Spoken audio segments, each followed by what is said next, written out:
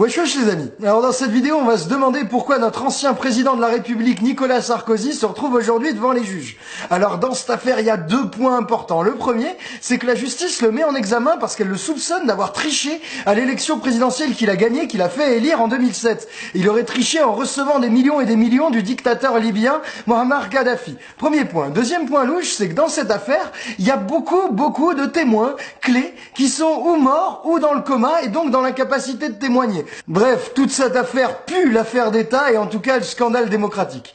Alors pourquoi est-ce qu'on dit que toucher de l'argent libyen c'est un scandale démocratique? Parce qu'il faut comprendre que dans une campagne électorale, celui qui a le plus d'argent, il est avantagé, il a de grandes chances de gagner. Et c'est pourquoi dans l'élection présidentielle, comme c'est important, la loi elle fixe un maximum de dépenses autorisées par candidat pour qu'il y ait un minimum d'équité. Et en 2007, le maximum c'était 21 millions d'euros. C'est-à-dire que si un candidat dépense plus que 21 millions d'euros, boum, l'élection est invalidée, il n'a pas le droit. Et le problème avec les financements libyens, c'est que là on est en train de suspecter Sarkozy d'avoir touché des dizaines de millions d'euros. Il y a certaines estimations qui disent qu'il a touché 50 millions d'euros. Et c'est des millions d'euros en plus du plafond. Des millions qui sont pas déclarés, pas comptabilisés. Du coup, c'est une énorme tricherie qui aurait complètement faussé la donne de la campagne présidentielle de 2007. Pourquoi on soupçonne Sarkozy d'avoir triché? C'est parce que, d'après un rapport de police, il y a beaucoup de témoignages de la part de militants de la campagne de Sarko en 2007 qui montrent qu'il y avait des enveloppes de cash qui circulaient. C'était des enveloppes de quelques milliers d'euros qu'on donnait aux gens, ou en complément de salaire, ou en prime de fin de campagne. Donc, il y avait du cash non déclaré qui fait péter le plafond. Premier élément grave. Et il y a un autre élément méga louche, ça c'est Claude Guéant, le numéro 2 de Sarkozy et directeur de campagne en 2007. Ce mec, tout seul, il loue, juste pendant le temps de la campagne, un énorme coffre-fort à la BNP. C'est un coffre-fort où tu peux te tenir debout, donc c'est méga fat. Et comment il se justifie quand la justice lui demande? Il dit, c'était pour garder en sécurité les discours de Sarkozy. Alors c'est complètement une blague, il y a beaucoup de témoignages de la part de militants UMP qui disent que les discours, ils étaient accessibles dans leur internet interne. Du coup, il n'y a aucune raison d'avoir un coffre-fort comme ça. Bref, quand on compile les enveloppes et le coffre-fort, ça pue l'argent sale qui a irrigué la campagne de Sarko en 2007. Et ce cash-là, d'où il vient? Apparemment, il viendrait directement de Kadhafi. Et là, on va vous donner les 3 éléments qui permettent à notre justice de le soupçonner. Le premier élément, c'est un document officiel libyen qui vient de leurs archives. Et ce doc, il est complètement ouf. Ce document, c'est un ordre que le régime donne à Monsieur Thune numéro 1 du régime, il s'appelle Bachir Saleh, et le régime ordonne à Bachir Saleh de transférer jusqu'à 50 millions d'euros pour la campagne de Nicolas Sarkozy en 2007. Ce document, il date de 2006, il a été authentifié par tous les experts possibles. Du coup, notre premier élément, et c'est vraiment majeur, c'est un accord de financement à hauteur de 50 millions d'euros. Mais au-delà de cet accord, est-ce que les Libyens ont vraiment transféré l'argent? Pour le savoir, il y a le deuxième élément matériel du dossier.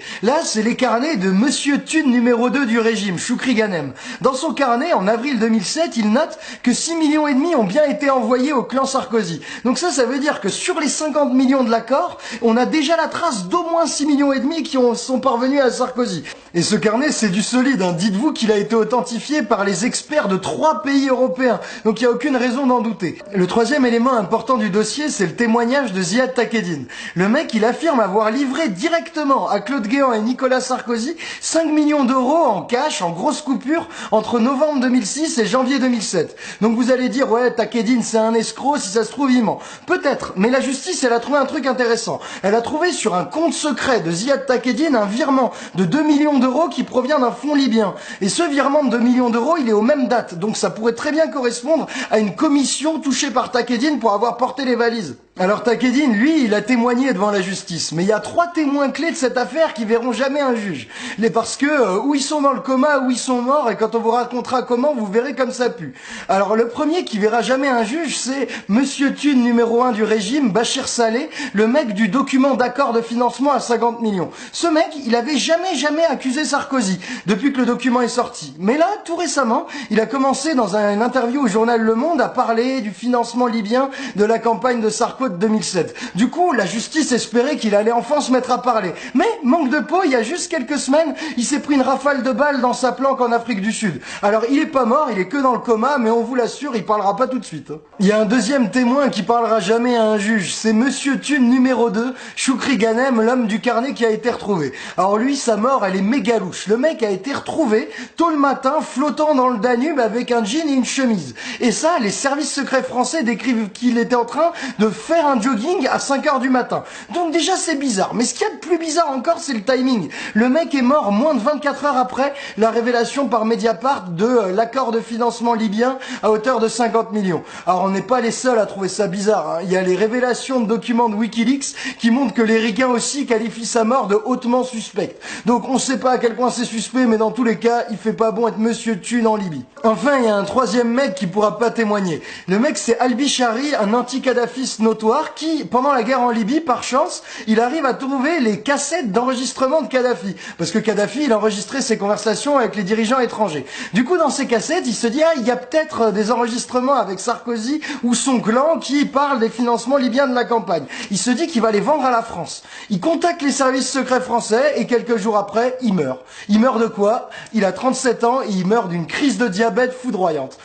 Pas d'autopsie, pas de cassette, pas de bol mon gars. Bon, si tout se confirme, cette affaire c'est méga grave, hein. On est quand même en train de parler d'un dictateur libyen qui aurait financé à coups de valises de cash l'élection présidentielle de Nicolas Sarkozy. Ça veut dire que le moment le plus important de notre démocratie, l'élection présidentielle, eh ben elle a été hackée. Il y a eu une énorme tricherie en 2007, c'est un truc majeur pour notre pays. Et en plus, dans cette affaire, on voit des témoins clés qui tombent comme des mouches, qui sont dans le coma ou qui sont morts dans des circonstances plus que suspectes. Donc nous, on espère que la justice va pouvoir travailler sereinement et faire la lumière sur cette énorme magouille d'État et que peut-être les témoins arrêteront de tomber parce que là en ce moment ça débite. Premier truc, et on compte sur vous. On compte sur vous pour partager cette vidéo parce qu'on entend parler de cette affaire comme un financement libyen. Non, c'est pas un financement libyen. C'est une affaire d'État et notre élection majeure qui a peut-être été hackée par un dictateur et Sarkozy. C'est un truc plus que grave pour notre démocratie. Donc faut faire tourner le message et n'hésitez pas à vous abonner à notre page si vous voulez suivre les développements de cette affaire ou des autres magouilles. À bientôt les copains. Ciao.